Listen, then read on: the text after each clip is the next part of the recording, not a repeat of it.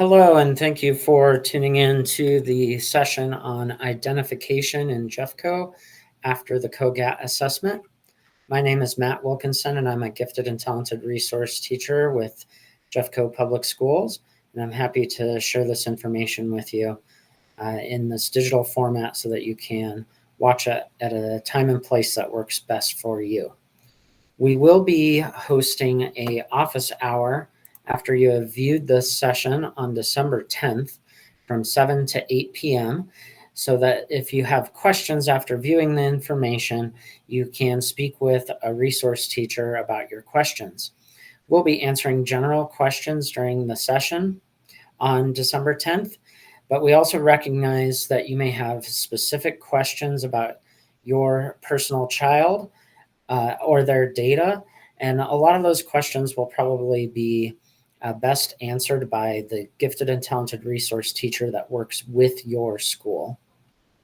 At the end of this information session, I'll be showing how you can find out who your GT resource teacher is if you don't already know. Well, let's go ahead and dive into gifted identification after the CogAT.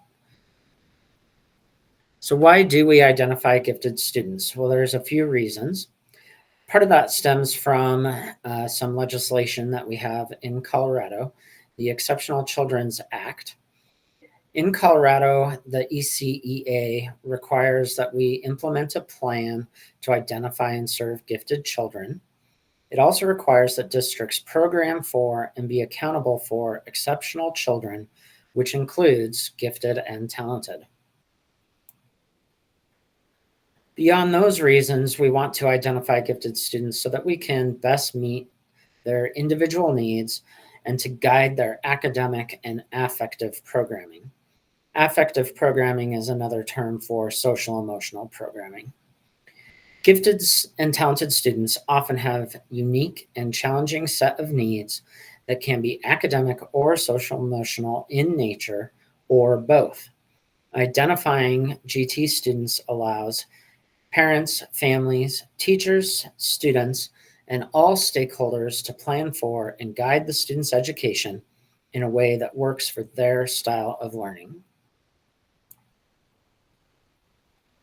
As we look to identify students, we want to think about what are the characteristics of gifted students. As I go through the information tonight, really think about your own child and what you see from them both at home and from school. There are many different characteristics of giftedness. We want to highlight a few of what we consider positive characteristics of giftedness. Some of these are what people often think of when they imagine a gifted student. Some characteristics of giftedness include enjoying solving problems, that they are quick learners, and they often have a very excellent memory. Sometimes gifted students can hear something one time and commit it to memory, whereas other people may need 4, 5, 6 repetitions to really memorize something. Gifted students often are curious and have a vivid imagination. They can have a keen or unusual sense of humor. They often have abstract or insightful thinking patterns. They love to ask questions and they love to know why things are the way that they are. And sometimes we can see characteristics from gifted students that could be considered more challenging. And sometimes these appear at home and not at school, or at school and not in home. But these often are common with gifted students. Sometimes gifted students can have perfectionism, where they want something to seem to be perfect or the answer to be right, and they can really struggle when that isn't the case. They can often exhibit overexcitabilities. One overexcitability is an imaginational overexcitability. So they may, to a teacher, appear like they're daydreaming or staring off into space when they're actually going through this like highly imaginative world that's happening for them in their mind. Sometimes they can exhibit asynchronous development. A good example of that is a young gifted student may be very good at school, and their mind may be developing beyond what is typical for their age. So they may be able to do advanced work for their age, but they're still stuck in this little person body. And that's an example of asynchronistic development. Sometimes they can seem challenging to an authority figure, and that can be connected to what I talked about with the why. They want to know why things are the way they are. If they don't understand the why, they may challenge what they're being told. Sometimes they can appear like they're not organized, or maybe they're lacking in certain social skills that would be typical for somebody their age, and that goes along with that asynchronous development. So I go over these characteristics not to say that all gifted students exhibit all of these characteristics. They don't. But really think about your own child and what types of characteristics do they show you. As we talk about identification of the gifted, the purpose really of being identified is so that a student can have an advanced learning plan, or an ALP. The ALP is a document that guides programming, both academic and affective, and it guides it through a yearly goal setting process. The ALP is individualized and tied to the specific student's identified strengths. And the ALP process should be a collaborative process that is primarily maintained by their classroom teacher, but should also include input from families and the students themselves. Gifted identification is what equals an advanced learning plan. To have a student on an ALP, they have to be formally identified as gifted in a specific strength area.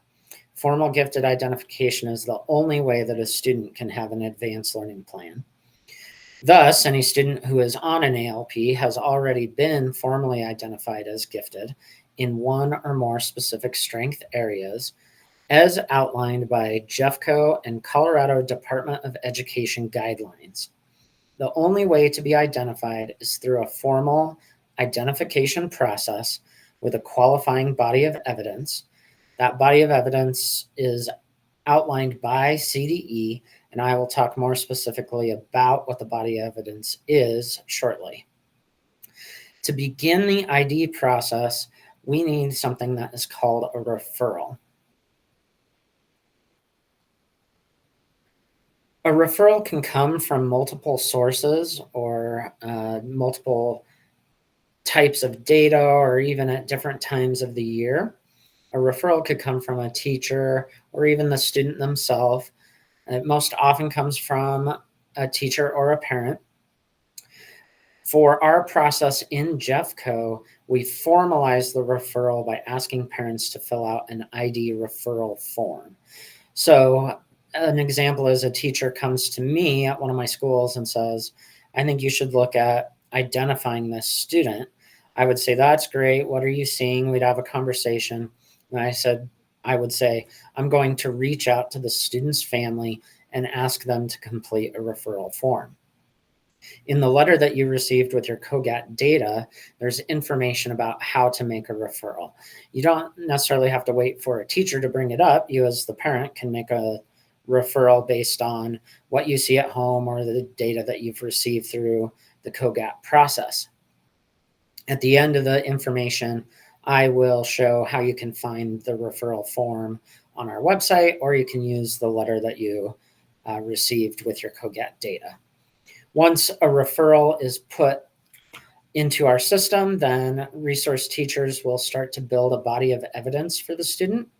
The body of evidence contains both quantitative and qualitative data and additional supporting information.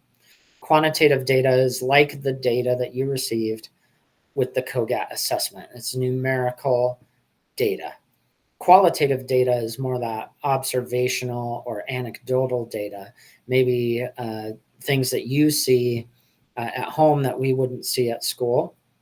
If you are to make a referral, part of the referral process is that we ask you to complete something called a family narrative. It does take a little bit of time, but that's important qualitative information for the process.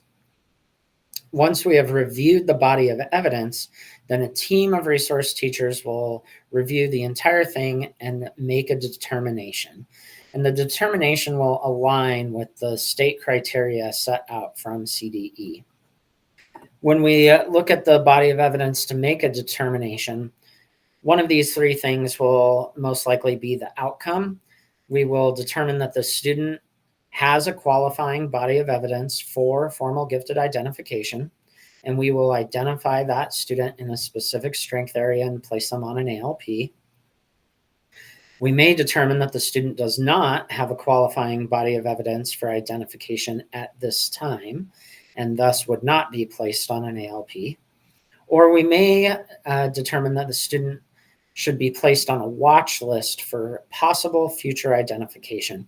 This is when a student usually has some qualifying information, but not a complete body of evidence. We will watch that student and see if a body of evidence that would qualify will emerge. We usually keep a student on a watch list for at least 2 school years. Once the team has made that formal decision, you'll be notified of the decision via email. So in general, what goes inside of a body of evidence is that combination of qualitative and quantitative data.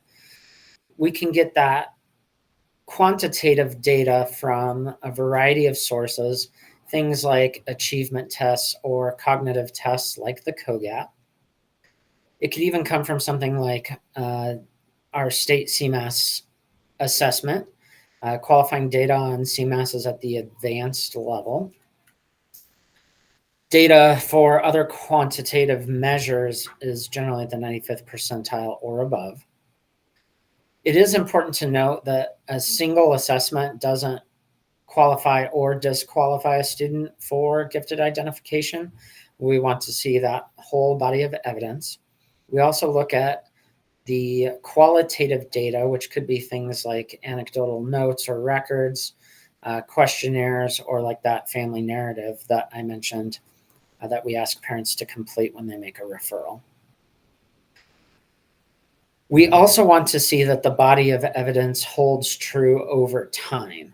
So a single testing event is great, and that starts to inform the body of evidence, but we want to see more qualifying information over a period of time so that we can have confidence in the identification decisions that we make. It's also important to note that no two bodies of evidence will be exactly identical. So one student may qualify with a certain set of information, and another student may qualify with a different set of information. We'll talk even more specifically about what these assessments are and what we use in Jeffco to build that body of evidence here in just a little bit.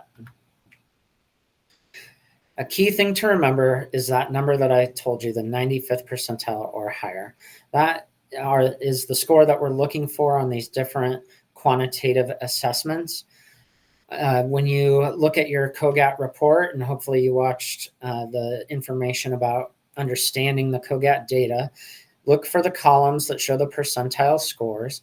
And if your student has a score at the 95th percentile or higher in any of the 3 batteries or the composite score, that is one qualifying piece of information for the cognitive category in the body of evidence. The CogAT is just one tool that we use to assess potential giftedness. On your data profile, your student may have 95th percentile or higher across multiple batteries, and that's great. But all of it is giving us cognitive information. So if your student has, for example, a 95th percentile in nonverbal and a 97th percentile in verbal, that's great. Those are qualifying scores, but it's still a single qualifying piece of information for the body of evidence because it's all cognitive data. As we build that body of evidence, what we want to see is, can we identify the student in a specific strength area? On this slide, you see these words in green. Those are the most common strength areas that we identify in Jeffco. So if we have qualifying cognitive data, that's great. Cognitive data works for basically any strength area. Now what we want for the body of evidence is information that's specific to one of these strengths. So if we want to identify a student in, say, reading, if they have cognitive data, that's great. Now we're also looking for qualifying information in the area of reading. The most common strength areas that we're identifying in are general intellectual ability, or GIA, the areas within language arts, which are reading and writing, and math. That's what we gather the most information for as a school district. Those are the areas that most students will be identified in. We can also identify in science, social studies, and world language. There are also strength areas in what we call the talent areas. These are things like creativity, leadership, visual arts, psychomotor, which is another term for athletic ability, music, performing arts such as drama and debate, and dance. The talent areas can be identified. The body of evidence to do so is slightly different from the academic areas and is really specific to each of these different talent areas. And so that's really a different referral process and a different body of evidence that would be gathered than what I'm going to talk about in this information session. If you have questions about identifying your student in a talent area, then the best person to talk to would be your resource teacher at your student's school. And they'd be able to give you more information about identification in the talent areas. From this point forward, we will focus primarily on those academic strength areas. So let's talk about what a body of evidence that would qualify a student would look like. It needs to show us as the resource team a need for gifted services demonstrated over time. And we determine that need based on the evidence that we have and that we can gather. So you're here watching this information because you received cognitive information from the CogAT. The CogAT is not the only cognitive assessment that could be utilized for identification, but it's common for us in Jeffco, especially since all second grade students in Jeffco take the CogAT. All cognitive assessments are really getting at the same thing. What is the student's cognitive and problem-solving ability? So cognitive tests are one category of qualifying information for a body of evidence that is quantitative. Since all cognitive tests are basically trying to tell us a student's general cognitive ability, a student really only needs one cognitive assessment. So there are sometimes cases where students have taken the CogAT multiple times or have had some other cognitive assessment. That's great. And even if both of those show qualifying information, it's still just one qualifying piece of data for the body of evidence because it's all talking about the same type of information. There are other cognitive tests that could be administered, such as the Naglieri or the NNAT, the Kaufman Brief Intelligence Test, or CABIT. The NGAT is another Naglieri assessment that looks at a few more areas than the NNAT. Sometimes students have a full IQ test done. That typically happens outside of the district, but if you were to have that information, you could submit it through the referral process and we would look at it. Some common IQ tests are the DOS, the WISC, or the WIPSI. There's also a test called the Torrance Test of Creative Abilities, which relates more to creativity, but is still a cognitive assessment. So all of that is cognitive information. If your student has a 95th percentile or higher on the CogAT, they have a qualifying cognitive piece of information for the body of evidence. If we received a referral and we see that, we would then want to say, okay, Now I need some more information and I want to try to identify this student in a specific academic area. The most common thing that we as the resource team would look for would be achievement or academic data. Students in Jeffco take a variety of achievement tests. Most common in our district are the measures of academic progress, or the MAP assessment. You've probably seen MAP data come home, especially if you're in third grade or above. Some schools tend to not give the MAP as frequently or in as many areas when students are young, but definitely district-wide, third grade and up, they should be taking the MAP assessment. That might look a little bit different if you go to a charter school. You may need to talk with your charter school about what type of achievement testing they do. Another academic achievement test is the CMAS assessment that students take from starting in third grade and going forward. There's a math CMAS assessment and an English language arts CMAS assessment. CMAS is not a nationally norm referenced assessment since it's a state assessment. So they don't report national percentiles, but they report performance levels. And so the performance level of exceeds or advanced exceeds on CMAS is considered a qualifying piece of evidence for gifted identification. On the MAP assessment, it would be 95th percentile or higher, like most of these assessments. There are other academic and achievement assessments out there, some that the GT department may give. When we review a body of evidence, we may determine that a student needs an additional assessment, and we might use one of the tools from our toolbox to assess that student further. But most common, students are going to have MAP or CMAS data in our district. So if we're building a body of evidence and we have qualifying cognitive data, and now we want to look at achievement data, and let's say we have qualifying MAP reading data, that would be MAP data at the 95th percentile or higher, we would want to then ask ourselves, are we seeing that over time? And MAP is given multiple times a year. So a single MAP score at the 95th percentile or higher may not be enough information to meet that over time criteria, but if a student has a 95th percentile or higher in reading multiple times through the MAP assessment process, we would then have another qualifying piece of the body of evidence in the achievement category pointing to reading. So now I'm trying to identify this student in reading. I'm going to need at least one more piece of qualifying data for the body of evidence to be able to formally identify the student.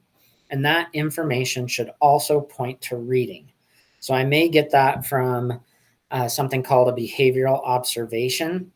That's not an observation of like how a student behaves, but of gifted behaviors.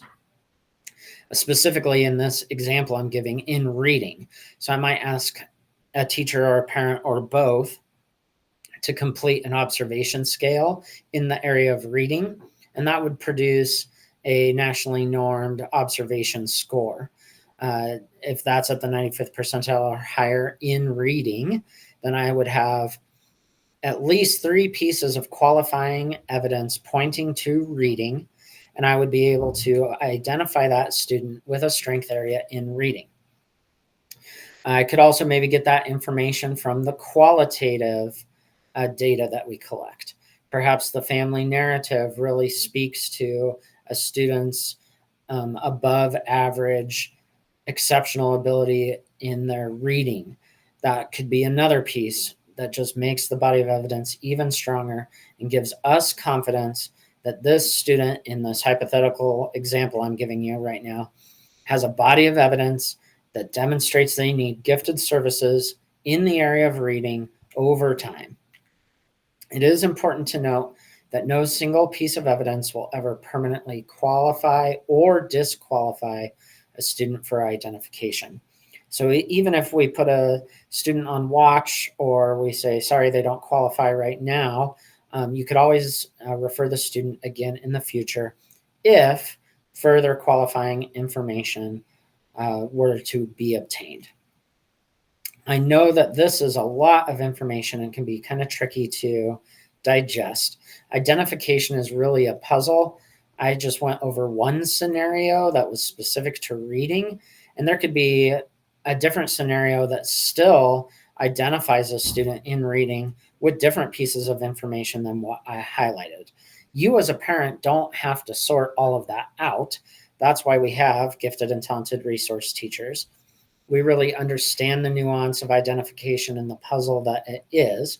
You can always work with your resource teacher to understand the data that your student has and where they are at in the process, should you decide to make a GT referral. So now, knowing this information, what should you do next? Really consider your child, the characteristics that we talked about at the beginning. Do they exhibit gifted characteristics or behaviors, either academically and or social emotionally, and the needs that they have? Consider any data beyond the CogAT that could be used in the identification process. Has your student taken MAP or CMAS? Have they done some sort of outside evaluation and you have data from that? Did you move to Jeffco recently from a different school district or a different state, and your former school sent you with some amount of data? We would love to see that. And then discuss your student with their classroom teacher. Aside from you as the parent, you really know your student best, but probably your classroom teacher will know quite a bit about your student at this point in the school year. Ask them if they see these characteristics that you see at home. Would they indicate that your student has gifted potential? Talk to your student about how they perform in class. Are they always, acing their unit tests? Or do they learn very quickly? What does your teacher see from them also? Every school has what we call a GT building liaison or leader. That's somebody at the school who really helps to talk with parents about gifted education. So you might want to identify who that person is at your school. That could be a person that could help you understand the data. If they don't fully understand it, then they're definitely somebody who can connect you with a resource teacher who can support in that. And then identify who your resource teacher is. And like I said, I will show how you can go about doing that on our website here very soon. So after you've considered those things, perhaps you're ready to make a decision to either make a GT identification referral or maybe even apply for a gifted and talented center. I want to just very briefly go over the difference between neighborhood and GT center schools. For our neighborhood schools, it's important to note that 80% of gifted students in Jeffco are at neighborhood, option, choice, and charter schools. About 20% are in gifted and talented centers. All Jeffco neighborhood and charter schools have the support of a GT resource teacher like myself. For example, I support 10 different schools in the district. Some are charters, some are neighborhood schools, some are GT centers. Neighborhood schools can have a variety of different focuses. They may have a project-based learning focus like PBL, science, technology, engineering, and math like STEM. It could be an arts integration school, or they might even do GT clustering at their school. GT students are sometimes clustered in the same classroom with like ability peers at neighborhood schools. And each school in Jeffco has some level of mental health and social emotional support for students. That's going to vary based on the school. So it'd be best to reach out to the individual school to learn more about that. It's an expectation in education that differentiation is provided for all ability levels. So teachers should try to do their best to differentiate in class and work with your student at their current academic level.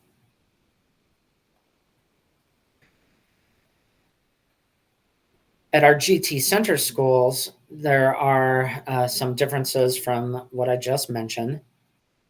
Each GT Center school has a GT resource teacher like myself that has an office at the school, as well as a GT social emotional learning counselor or a GT SELC. The GT department partners with GT Center schools to provide ongoing professional learning for GT Center teachers. GT Centers operate as a school within a school. They often have integration across the grade levels during electives, specials, lunch and recess in most cases. So sometimes if you have a third grade GT Center student, they may go to, say, art with third graders from the general education third grade classrooms. GT Centers are neighborhood schools. The GT Center is that school within a school model. So there's a separate GT Center classroom that is comprised of all students that qualify to be in GT Center.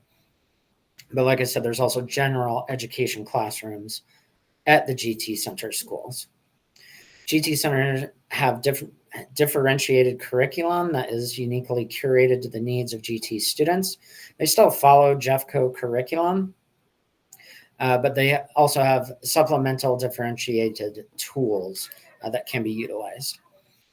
Math is typically accelerated by 1 year in GT Centers, but that's not the case at every center. So it would be best to reach out to the center you're interested in to find out what they do around math. But typically math is accelerated by 1 year. Language arts, social studies, and science follow the grade level Jeffco curriculum, but is infused with deeper exploration, some of those other differentiated curriculum tools that I mentioned earlier. Every student admitted to a GT Center either has an advanced learning plan or has a strong body of evidence that looks like they are going to qualify for an advanced learning plan. Sometimes students who are young may not have that body of evidence to be formally identified and on an ALP, but we have enough information to feel confident in accepting the student to GT Center in anticipation that they will formally qualify for an advanced learning plan in the near future. You can always learn more about GT Center on our website, and I'll do a quick tour of the website at the end here. So on our website, there's a wealth of information, but you'll also find some of these things that I've talked about today, such as the identification referral and your GT resource teacher. Let's take a quick look at how you can do that. Probably the best way to get to our website is to just open up a browser and a search of some sort, such as Google, and type in Jeffco Gifted and Talented. And the first link is going to be our main Jeffco website for Gifted and Talented. You'll find some of the information I talked about tonight. And if you scroll down, you will see here there's a link to find your GT resource teacher. Here is our page about gifted identification. If you were to click that, you can find further information about what I spoke on tonight. You can also use the academic ID referral link to make a referral for your student. There's also that link and information on the letter that you received with your data. You can also scroll down further to learn more about programming, specifically neighborhood and GT centers. We have a variety of family resources and frequently asked questions. And here's another link to find your GT resource teacher. So the one I mentioned above or that one, if you click that, you get an alphabetical list of all of Jeffco's schools. You could find your school. For example, my student attends Edgewater Elementary. You can look and see who the resource teacher is, and you can see who the building leader is so that you can contact those people. The schools in green are GT Center schools. So they have an additional person who's the GT SELC at that school. So our website can really be a great source of information for you and help you find people to connect with to help you through this process. Again, you can use the information in the letter that you also received. If you got that letter, it may have been a single page front and back or 2 pages together. On the second page, there's the information about our office hours, and in a link, you can use the QR code since you can't click a link in the video to go to the question and answer office hours sign up form. You can even ask questions within that form. There's also links in the letter for finding your resource teacher and those kinds of connections as well. If you're interested in applying for GT Center for 3rd grade next year, do note that in the letter, the deadline is Friday, December 6th at 4 p.m.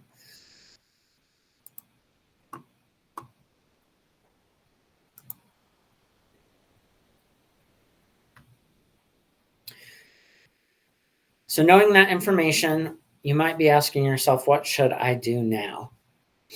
One, if you have questions, come to our office hour and connect with us and ask your questions. But if your student has a score of 95th percentile or higher in one or more of the batteries, and you suspect your student might be gifted, then you only need to do one of the following. Path A would be to make a referral. So you can make a referral for gifted identification, and that's really for people who intend to remain at their current or neighborhood school and have their student on an advanced learning plan. Path B would be to apply for GT Center. So if you're interested in having your student see if they were qualified to go to a GT Center, then you would want to apply by 4 p.m. on December 6th. You do not need to do both. You don't have to make a referral and apply, just one or the other. We're going to do the identification process regardless of which of those two things you choose. So if you want to see if they qualify for Center, you should apply for Center. If you have a student outside of 2nd grade, the application for Center has closed. So if you already applied, that's great. If you didn't and you're thinking about it now, we do accept late applications.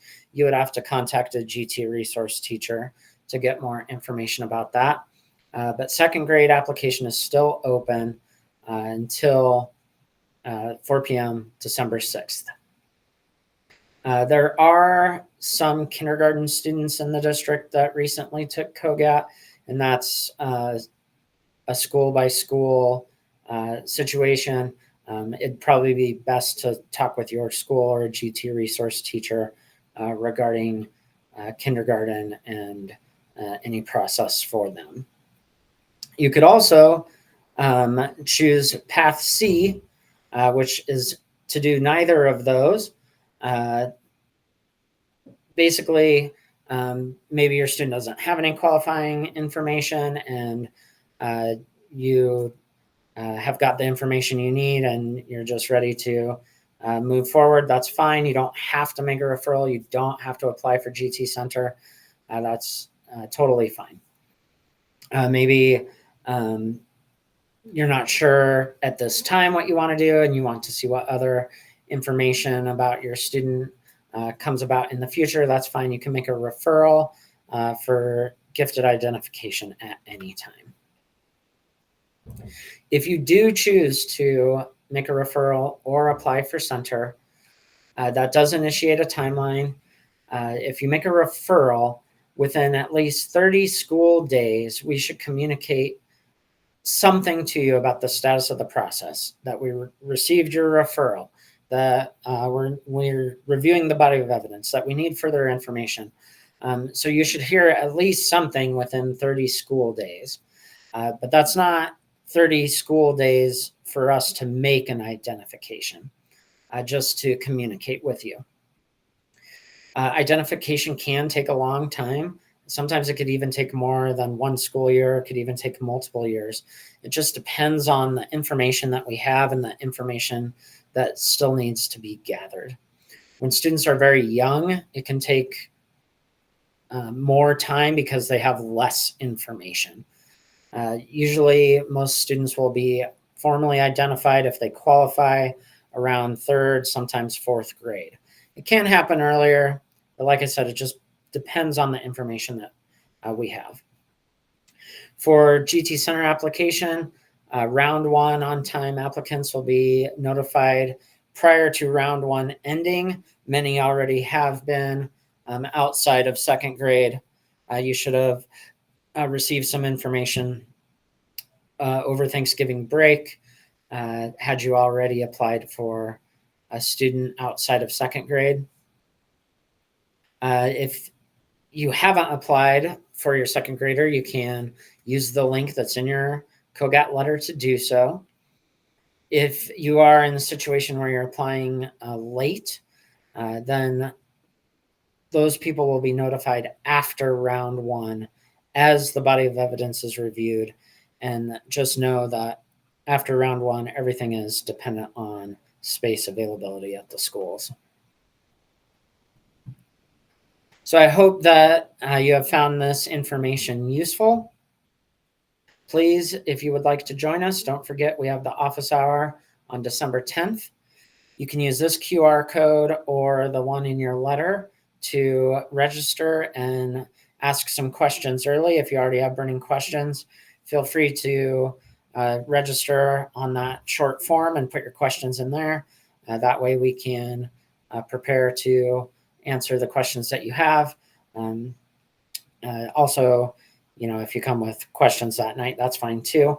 But this is a chance to get those burning questions off your mind and into the form so that we can address them with you.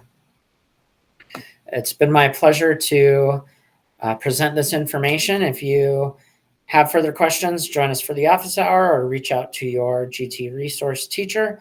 They'll be able to answer a lot of your questions as well. We hope to see you there on December 10th. Appreciate the time you took listening to this information.